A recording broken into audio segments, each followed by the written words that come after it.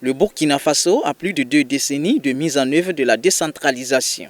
Le processus est à son 3e cycle et a pour principal objectif de promouvoir la gouvernance locale en permettant aux collectivités territoriales de s'administrer librement.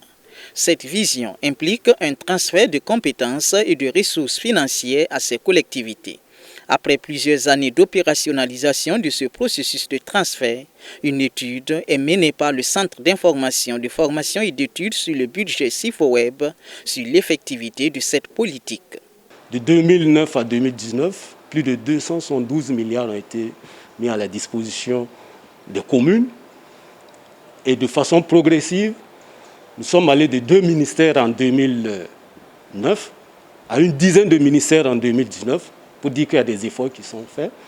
Au niveau du transfert des ressources humaines, 1174 agents ont été mis à la disposition des collectivités territoriales, mentionne le rapport de cette étude du Sifoweb. Elle s'est focalisée sur les réalités de 3 communes urbaines, notamment celles de Kaya, de Bobo-Dioulasso et de Tinkodogo. De nombreux goulots d'étranglement sont relevés. Le processus est bien plus effectif du point de vue juridique que dans son application. Peu de départements ministériels respectent leurs engagements. L'étude a relevé une réticence au niveau de certains départements ministériels qu'on constate. Des ressources, des compétences sont transférées, mais les ressources ne suivent pas pour permettre aux collectivités de mettre en œuvre ces compétences-là. C'est des transferts affectés. Affecté, ça veut dire on vous donne l'argent, mais on vous dit qu'est-ce que vous devez faire avec l'argent. Vous n'avez pas la liberté de faire une autre programmation en dehors de ce que les textes disent. Si on dit de construire des écoles et vous avez par exemple besoin de barrages ou un besoin de puits, vous ne pouvez pas le faire. Vous êtes obligé de construire des écoles. C'est ce que l'État dit. Mais nous voulons quand même les recevoir à temps pour pouvoir mieux planifier le développement de nos communes. Si on ne le reçoit pas à temps, c'est difficile. Il y a certains ministères. Si je dois classer les ministères au niveau de transfert, je vais mettre en premier l'éducation. Après, vient la santé. Ensuite, vient le ministère de l'eau avec les forages qu'il nous donne.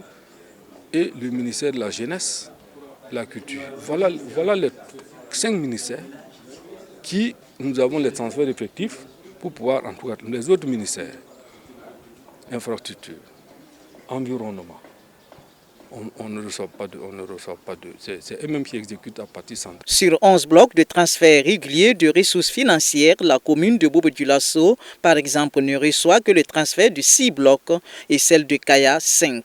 C'est pourquoi le Sifoweb recommande l'adoption de la loi de programmation financière.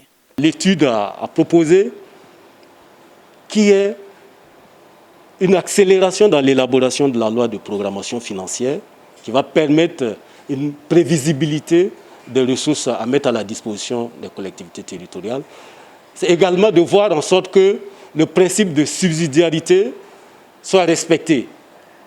Parce qu'il y a des départements ministériels qui continuent d'exécuter, de mettre en œuvre, d'exécuter des dépenses publiques en lieu et place des collectivités territoriales. L'étude recommande également l'ancrage de la veille citoyenne au sein des collectivités afin de faire de la redevabilité un principe de gouvernance locale. Pour le Sifoweb, cette étude vise à susciter le débat au niveau national sur le processus de la décentralisation au Burkina Faso et devra servir d'instrument pour interpeller l'État à respecter ses engagements en matière de transfert de compétences et de ressources financières.